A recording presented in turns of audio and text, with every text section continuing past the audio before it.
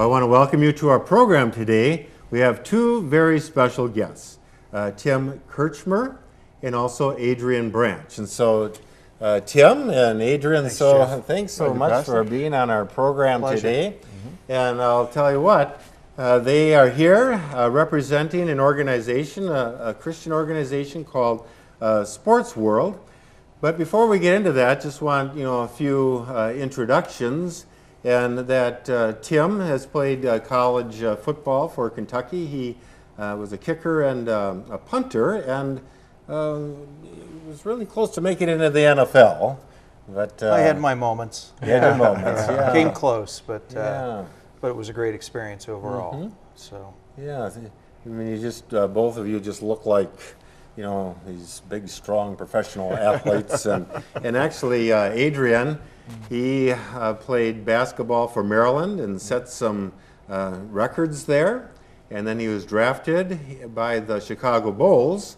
And then he played for a few teams in the NBA, one of being the Los Angeles Lakers. And I have to what I find to be interesting is that I was in Los Angeles and I watched the Lakers play in 1987, for which they won the NBA championship. And Adrian was a member of the team. And I just remember what a wonderful experience that was, being able to. So I don't know if it was divine providence, but way back in 1987, I got a chance to see you play, Adrian. So what a thrill that was. You know what? It was a lot of fun. I was 23 years old, coming in from the East Coast. I'm from the Washington, D.C. area. Played at the University of Maryland, and the Lakers was my dream team. So you're talking about the height of Showtime. Kareem Abdul-Jabbar, James Worthy, Pat Riley, the GQ coach, Magic Johnson, and we went on to beat the Boston Celtics in the World Championship. And I got a little souvenir that I kind of hang out with, Pastor, this World Championship ring right here, and show that to the kids as well. But I was happy to be there, and it's still a thrill just to think about that 31 years ago. Yeah, the players that you played with and some of the players that you played against, I mean, that championship, I mean, that was against like Kevin McHale and Larry Bird and that whole gang. That's right. Some of the best players in the whole history of the game. You're talking about Hall of Famers. Danny Ainge right now, who might be the most preeminent general manager with the Boston Celtics, was out there. Dennis Johnson, who was a Hall of Famer. That's right. There was this guy, Michael Jordan. He was a pup. He wasn't even good yet with the Chicago Bulls. That was a team that really drafted me. And had I really made that team, I would have missed that magical ride with the Lakers. But again, that was so special. A.C. Green, Michael Thompson, Klay Thompson's dad now, who plays with the Golden State Warriors, Byron Scott. And if you look at those teams from what they became, most of those from the Lakers and from the Celtics. Kevin McHale became a coach. Magic Johnson became a coach, an owner. Danny Ainge, a general manager. Kurt Rambis, a coach. Byron Scott, a coach. So they were well-coached teams, and that's why they were still are the number 1 and 2 winningest programs in the NBA. Yeah, what a delight. I remember watching that championship series, the NBA championship between the Celtics, and that was, just really, a lot of fun just to watch. I watched it too. I was on the bench. I was like, let's go. Give me a chance to get in there. So I had a good seat in the house too. Yeah, well, anyway, it's so good to have the two of you here. And one of the things, as I've been visiting with them and getting to know them a little bit, just how strong they are in their faith and just how God is using them and doing some fantastic things. And so, I don't know, Tim, why don't we start off with you sharing a little bit about your work with Sports World, and just what exactly is that? As we hear of Sports World, and we hear things like Campus Crusade and Fellowship of Christian Athletes, but I want all of you to know that Sports World is one of those very strong Christian programs. And so, Tim, why don't you share a little bit about it with us? I'd be glad to. Sports World actually this year begins our 40th year. We were founded by a gentleman with great vision. His name was Doc Eshelman, and Doc founded the chaplaincy program for the NFL back in the day. And Doc realized just how powerful these professional athletes could be. So he mentored them on their walk with Christ, and then he would take them out into schools some 45 years ago and talk to kids about the consequences of their choices, but also to just share that importance of that relationship with Christ. And that's how we began. And so for 40 years, it's been kind of a grassroots, word-of-mouth ministry. We are a Christ-centered seed planting ministry, and we use that platform of former professional athletes like Adrian and about 14 others right now that are strong in their faith, that are bold enough to stand in a school assembly and share their personal life, their struggles, the consequences of the choices that we make as individuals, as they do as young people, but also at the end of that message to share their own personal testimony, which we think is much needed in the schools right now. Yeah. So what a blessing it is to have Adrian as one of these athletes who actually does that, and that's one of the things, you know, we hear, well, you're sharing this at school, how is that possible? You know, and we definitely feel like, well, you know, these kids at school, they need the Lord, and when you think of school shootings and drugs and, you know, all these bad choices that they can be making, you need some, you know, good, you know, positive influences, and there's no more positive influences than our Lord Jesus Christ and having Him in the lives of these people. And so, Adrian, well, we're just so thankful that you are willing to, you know, go into these schools and to share your testimony and helping these young people, you know, people that they would, you know, no pun intended, look up to. And I'd say, you know, he's very tall, but I'd say even taller in the faith. Yeah. You know, he's a faith giant, and so that's what we want to see. But anyway, Adrian, you know, so what is it like for you to go into these schools and to share your testimony? And you want to never lose that gee whiz feeling. You want to live in their moment. I've been privileged to now do this for since 1995, when I just finished playing basketball, and over 2 million young people eyeball to eyeball in school assemblies. And my theme is choices. You're not born a winner or a loser. You're born a chooser. You're not born a winner or a loser. You're born a chooser. First make your choice, then your choices make you. Kids have a natural phony meter.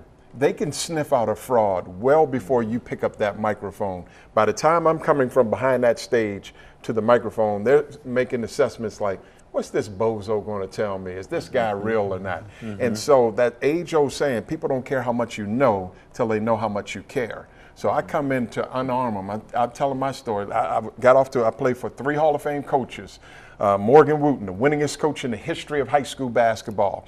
I played at DeMatha High School in the Washington, D.C. area, my hometown. University of Maryland, Lefty Drizel, who created Midnight Madness, where you see that big celebration of college basketball. He started that at the University of Maryland. I played for Pat Riley, as we mentioned, the Hall of Fame Lakers and Showtime. And I had an attitude in high school, got kicked off the team. Had an attitude in college, got kicked off the team for driving a teammate to pick up marijuana. I'll take you back. Remember the name Len Bias. Remember that name? Boston Celtics. That was one of the saddest stories. One of the saddest stories. That was my teammate and neighbor for 3 years. And in my 4 years at Maryland, one of the 4 athletes got kicked off for marijuana. I got kicked off for driving an athlete to pick up marijuana. There was another one got accused of assault, of rape, and then Len Bias died. Come on, are you kidding me? We were coming over to this station. I was saying, I'm so proud that where I was so cruddy all over America, just living in a rebellious state, turning my back on God, I'm so proud that we come to communities now and just give them a message of hope. Like, hey guys, that's what I used to be. I may not be what I ought to be, but I sure aren't what I used to be because of God's grace and God's mercy. Amen. From the Lakers, from Maryland, from DeMatha High School. And so we're fired up about this Bible. You know, the cross around my neck is more than decoration. It means something. So that's our story.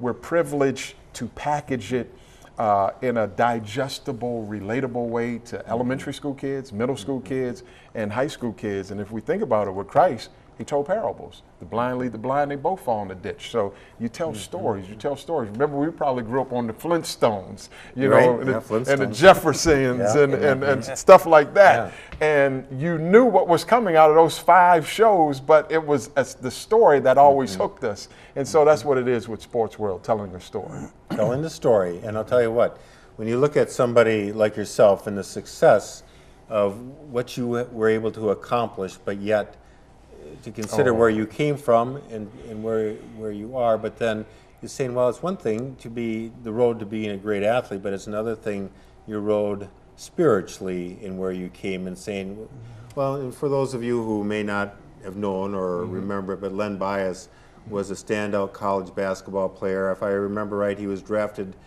the second player in the NBA draft by the Boston Celtics. He was going to be probably one of the top players in the NBA, and he ended up having, I think, a drug overdose just maybe the day after he was drafted. It was June 19th, 8:51 in the morning. Bobby Knight, the Hall of Fame coach at Indiana, said that Michael Jordan and Len Bias was the best basketball players that he's seen in 20 years. Lenny allowed the wrong people to get too close to him. He was touch of a follower, and so he let the wrong people get too close to him. So Len Bias, All-American, All-Pro, All-Millionaire, all gone for a wrong choice. Yeah, I just remember and that. thank God how many of us have, through God's mercy, the God of the second chance. And when you get that second chance, what are you going to do with it? And so I like that story of the woman that was, when Simon, the woman was with her tears drying his feet. And Christ said to that Pharisee, he said, Simon, I've got something to say to you. He said, go ahead and say it. He said, there were two people that had a large debt. One had $1 million debt, another had a $100 debt. Both of them were forgiven. Who do you think would love him more? He said, the one with a larger debt. He said, you've answered correctly. He said, he who's greatly sinned is also greatly forgiven. He who sins little is forgiven little. He who sins much is forgiven much. So as I look at the junk that was in my trunk, I look at Len Bias and that heartbreak that I knew closely, and I look at how God, but for the grace of God, I'm standing here talking to you today. How could I not be the first one on the bus to say, hey man, let's go encourage somebody in faith. Let's go. Yeah, are you on ESPN? Yes, I'm on ESPN. Yes, I was an LA Laker. But doggone it, brother, it's in here that you live and move and have your being. And so that's what I'm passionate about. Yeah, and so have you been a Christian all of your life then? Or when did you really feel like you really took off in your faith? It's interesting because we talked about that. You know, I grew up Catholic, and my grandmother fed the meals to the priest, and my background is Catholic, but it went to a personal relationship, 18 inches from my head to my heart. Back in 1993, I was a 30-year-old professional athlete. I grew up in Catholic school, went to Catholic church, got married in Catholic church, and I always loved it. I love it. But the movie Malcolm X was out. I was in Australia, and because of this championship ring on my finger, I was considered the most decorated player to ever play over in Australia to win a championship. Well, the Aussies hated me, and I hated them. And at 30 years old, I said, I'm going to beat up everybody in Australia. My mind was just 6 million Aussies. I'm going to beat them all up. But the Lord was allowing that frustration, that pressure to draw me closer to him. Brokenness, you know, you come to the cross on your knees. And so the movie Malcolm X was out, and some of my relatives, just my story, not knocking anyone, some of my relatives are Muslim in the Washington, D.C. area. But I was searching. I was looking at L. Ron Hubbard's Dianetics. I was looking at Mariana Williamson's New Age coming to the light, and I was searching. But my teammate, who's from the Washington, D.C. area, who grew up with me in D.C., we were the imports, 2 imports in Australia. He said, Adrian, God's not impressed, brother, with your championship ring. Put that thing down. God's not impressed that you got an MVP trophy over the great Michael Jordan in the East-West High School All-American game where Michael Jordan scored 30 points and you scored your basketball number 24 points and got the MVP trophy over Michael Jordan. Or that you played with the LA Lakers. The only way that God is impressed with you is you make a choice to put your trust in God through his son Jesus. And in Australia, in 1993, I did a simple prayer. Lord, forgive me. I want to live for you now. I got up. I saw a crumpled piece of paper that was on the ground in Geelong, Australia, where I came to the Lord. And I knew it was scripture on the ground. And before I got there, and they picked it up, and it was LK 1433. If anyone doesn't give up all he has and come follow me, he can't be my disciple. Well, this same Bible I got in Australia came alive to me. See, even the boring books of the Bible, the book of Leviticus, the book, as my uncle says, the book of Echoletics, Ecclesiastes, Right. came alive to me. And so from there, got into sports world. That was our seminary where you talk to the street, talk to the elite, talk to the devil worshiper, the saint sinner, and everything in between, odds and ends, family and friends. And it's the same message. God loves you. God forgives you. God is the God of grace. Look to the hills from where your strength cometh. Yeah. Amen. Isn't that wonderful? Yeah. Yeah, it's incredible. Yeah. Yeah, so as far as going to schools and, do they reach out to you or do you contact them, or how do we go about, like if we were to have somebody like Adrian come and speak at a local school, Right. How would we go about that? Well, it's usually a local person in the community will reach out to us. We have legacy families that have been bringing Sports World speakers into their communities to speak to schools, literally, some of them 20 years running. We typically need someone in the community that can help us make contact with the schools and help us with volunteers and help us with some funding, because the thing I didn't mention earlier is for 40 years we've never charged a school $1 to bring a pro speaker in. So these are no-cost opportunities for communities. We will look for help within the community. We will reach out to principals. Once an outreach date is established, which is a 3-day period, we want to bring our speaker in a community for 3 consecutive days. We just don't want them to come in once and then leave. We want them to speak 3 to 4 times a day to as many students as they can. 3rd grade through 12th grade, detention centers, homes for troubled youth, wherever they're youth, we want one of our speakers to be in front of them. So ideally, that's what we would do. Adrian is coming back August 4th. 4th for the back to school, the backpack Outreach. outreach. Also have Leah Amika coming with Adrian. Leah was a 3-time Olympic gold medal softball player who's been speaking with us. So we're going to have both of them here speaking to the people in Dubuque that are attending that, doing autographs and some other cool things. And then we're having an outreach in Dubuque schools the first week of October. So we will be back, and we're working right now with the local area schools to get that itinerary filled up. Yeah, so those are a couple of opportunities. August 4th. And then also the first week of first week of October, 1st through the 4th. And so now, the August 4th event, where will that be held? I'm not really sure. I know part of it, I think, is at Five Flags Center. I think there is some outdoor portion of it. That's right. It'll be in the city park. In the city park. So there's information on our website about that. So. Well, it's a wonderful opportunity to be sure to get down there, bring your kids, invite your neighbors to come. This is really a wonderful opportunity. I mean, these are a couple of very spirit-filled people, and they really have quite a strong message that they have to bring.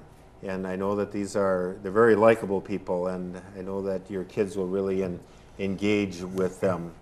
Yeah. So why don't you just share? You've gone to a number of schools, and so just kind of share, but you say you go to a lot of different venues too. It's not just schools, but you try to get to some of the other places where youth are. But as you go there, just, what's kind of how does it work as you speak, but then also you ask for some, maybe some prayer concerns or issues that they're dealing with, or you're addressing some of the concerns of that particular community in school, or? And outside of the school, we'll do that.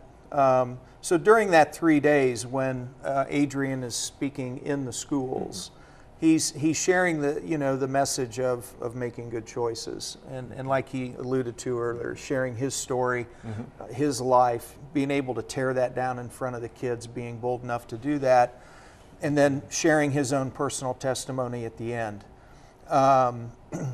We pass out comment cards, and I brought a few of them. These are a big part of our assembly. So Adrian will challenge the students in the school assembly to just share whatever's on their heart, or if they're struggling with anything, if there's something that they would like him to know, even if it's just about how the talk impacted them that day. And he tells them that because he also says, well, I'm going to read every one of these before we leave the school. And our pros literally read through every one of these student comment cards at the end of the assembly before they leave the school. And just to show you the impact, if I can read a couple. Here's a 10th grader from Jackson, Missouri. And she writes, I love seeing your joy for Jesus. My dream is to start a YouTube channel about Jesus and cool videos. Your words inspired me to start it. Oh, that's awesome. Huge inspiration about the power of Christ. God bless. This is a 10th grader in Jackson. But then we also get this, 8th grader from Michigan. Please come back and talk again, please. I was bullied my whole life, and I was raped from the time I was age 6 to 8. We have kids that will put down that they're struggling with depression and suicide, cutting, 6th graders, 7th graders, 8th graders. And so, you know, you have to ask yourself at some point, nothing's worked. I don't want to say nothing has worked, but these kids are hurting and they need this message of hope. And we're about bringing this message of hope back into the school environment. And we're bold enough to do it because we all know that that's really what they're searching for. Yeah, it's interesting to me. I find it fascinating that America, and I stand for the flag. I love this country. I played overseas, Israel, Spain, Turkey, France, Australia, Thailand. Came to the Lord in Australia, Thailand, Philippines, and Dominican Republic. So I love America. It's interesting to me that America is one of, if not the wealthiest, one of the top 5 wealthiest countries in the world, most educated country in the world, have the most churches in the country, in the world, and yet we're highest rates, top 5 in suicide, abortion, drug use, divorce. There's a problem there. So America does a good job of feeding the physical man and the emotional man being educated, yet the drop-off comes with the spirit man. So we're made of tripod beings. We're made of three dimensions: our physical dimension, our emotional dimension, and the spiritual dimension. And that's where we fight to encourage that spiritual dimension as well, where we've taken out 10 Commandments, we've taken out prayer in school, we've taken out Merry Christmas. Now it's a winter break. And so unless the Lord builds the house, we labor in vain. And there's a way that seems right to a man, but in the end it's death. And so this word here never grows out of style. God created fashion. And Jeff, if I could just reiterate, what we do and the way that we present and the way that our speakers present testimony in a public school environment is perfectly acceptable. I mean, we've been doing this for 40 years. Adrian is simply sharing what's most important to him in his life. You know, we don't ask the kids to pray in a school environment, to those things. We can't. Those are kind of the lines that we don't that we can't cross. But we don't know that that's necessary. Like I said, to have an athlete the stature of Adrian be bold enough to stand in front of them and make that statement that the best decision he ever made in his life was to accept Jesus Christ is enough. And so we do like to plan these events in the evenings where we can get kids to gather with our athletes when they're in the community. And in that environment, we can really open up and share more of the gospel, and Adrian can go deeper into his faith testimony. Yeah, so that's the thing, is to go to the school in hopes that then to try to encourage people and to go to the evening event as well. Yeah, where you have, because really it's an interconnective relationship, because we also need the community leaders. We need the leading citizens. We need those coaches. We need those spiritual leaders that know where the kids are and that can be a follow-up, because we'll do our job, but we're almost like grandparents, what they say. I hadn't been one yet, but they play with the kids. The good thing about a grandparent, you can play with the kids, but then you give them back. So we play with the kids, but we give them back, but we also want to give them back in the follow-up. And just what Tim was saying, this is a great follow-up where kids have a Remedy Live, 24-hour that can call in. Tell them about that. It's fascinating. Yeah, on the end of this card, there's it's a tear off. We don't have it here. Yeah, that the kids tear off, and we're affiliated with another ministry in Fort Wayne, Indiana, by the name of Remedy Live. They're a Christ-centered ministry. They're a chat crisis ministry, and so the word choice is unique to Sports World. And so the kids are told during the assembly, if you're really struggling and you just really feel like there's something on your heart or you need to reach out to someone and you don't want to do it here, then text the word choice to 494949. And 7 days a week, 24 hours a day, they get a soul medic that texts them back immediately to begin dialogue with that student to try to find out what's going on.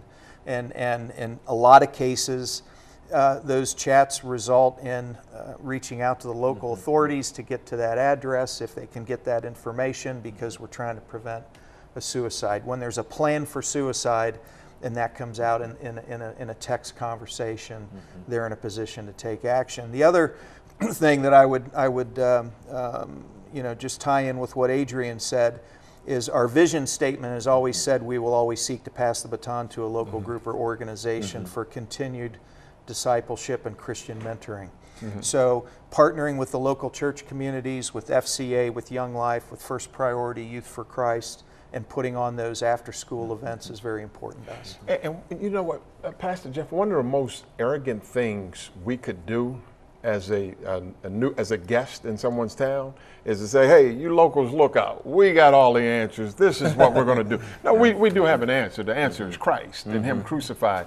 But it would be so arrogant not to come alongside with the local dominion holders. Who are the people that have influences? Who are the voices that could be encouraged? What are the schools or the primary institutions that we can come alongside and strengthen the brothers? Because your spirit bears witness with my spirit that we're sons of God. You know, let your light so shine before God that they'll see your good works and glorify your Father in heaven. So now ain't the time to be arrogant with it. Now's the time to partner up shoulder to shoulder. Yeah, and that sounds just really what your hope is to really work, in and with the community and the other very important organizations that are working so hard. And there is the website that you can go to, that you can learn more about what, some of the events that Sports World is going to be promoting in your area and here in Dubuque, August 4th, and also the first week in October. But if you're watching today wondering, well, boy, we'd like to have them come to our community and to our school or some organization, that all that information would be on the website. And so Tim and Adrian, well, you're such a blessing to us, and God bless you, and keep up the good work. Yeah, yes, thank you so much, Pastor. And I want to thank all of you for joining us this day as well.